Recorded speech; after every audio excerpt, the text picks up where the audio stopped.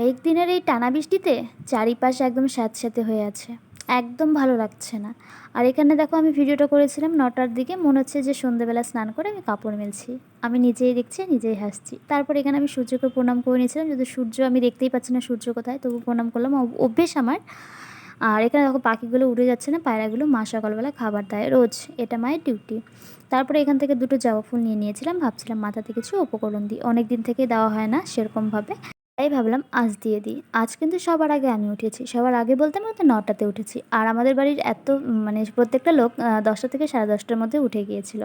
আর কাজের মাসিও কিন্তু লেট করে এসেছিলো সেই 9টার দিকে। আমি কিন্তু একবার উঠেছিলাম, উঠে দেখি যে ঘর ঠর একদম মোছা হয়নি, আমি আবার ঘুমিয়ে পড়েছি। তো আর কি করা যাবে, তো অনেকটা সময় ছিল হাতে, তাই ভাবলাম যে মাথাতে আজকে দেওয়াই যাক। তারপর স্নান করে চলে এসেছি, মাথাটাতে কিন্তু কিছুই আশ্রয় আমি, যেহেতু মাথায় উপকরণটা আমি দেবো।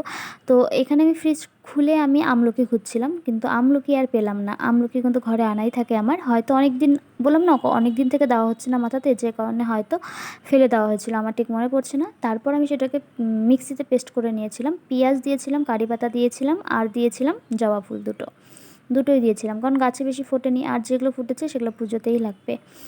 তারপর এখানে মায়ের জন্য আমি চা বসিয়ে দিয়েছিলাম, মায়ের জন্য আমি কিন্তু গোলা রুটি করে রেখেছিলাম, কারণ মা আবার সেটা খেলো না, কারণ কি মায়ের জ্বর এসছে, মার কিছু ভালো লাগছে না। আর এখানে মাথাতে উপকরণ আমি দিয়ে দিয়েছি, এটা 2 ঘন্টা মতো রেখে দেবো, কিন্তু মা না জ্বর এসছে, মা কিছু খেতে পারছে না।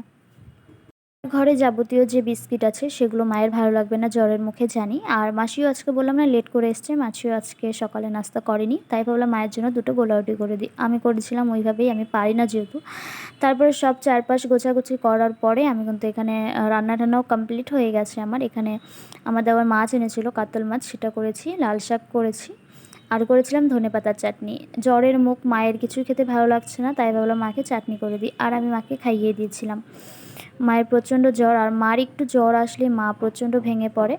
আর এখানে দেখো যেটা ভাত দেখালাম সেটা কিন্তু কালুদের ভাত, মানে ডগিদের। আর এখানে ডগিদের মাংস। আমরা যা খাই আর না খাই, নিরামিষ চলুক আর যাই চলুক, ওদের কিন্তু রোজ দিন সেই মাংসটা লাগবেই।